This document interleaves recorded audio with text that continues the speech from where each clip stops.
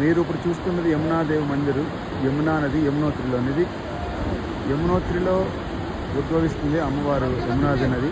ఇక్కడ నుంచి ప్రయాగ వరకు ప్రయాణించి అక్కడ గంగా నదిలో కలుస్తుంది. అందుకే ప్రయాగలో త్రివేణి సంగమం అవుతుంది. యమునా నది శ్రీకృష్ణుడి సిస్టర్గా కొలుస్తాము. మనం యమధర్మరాజు సిస్టర్గా కొలుస్తాము.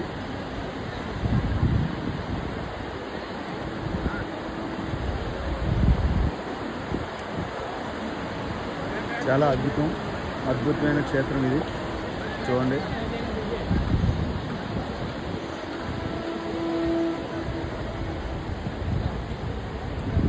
చుట్టూ మంచు పర్వతాలే.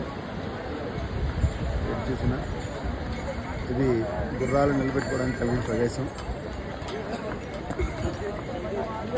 చుట్టూ కొండల మధ్య నుంచి యమునా నది ప్రవేశిస్తుంది. యమునా నది ప్రవేశిస్తుంది. పైన అక్కడ గ్లేసియర్ నుంచి యమునా గ్లేసియర్ నుంచి ఎలా వస్తుంది. క్షేత్రం. ఇప్పుడు మేము దర్శనానికి వెళ్తాము. ये माँ यमुना के मंदिर के पास हम पहुँच चुके हैं। बहुत भीड़ लगी है। आप वीडियो कॉल पे ही है ना। मंदिर में तो अंदर लाइन लगी है, नहाएंगे तो मैं यहीं से दिखा देता तेरे को।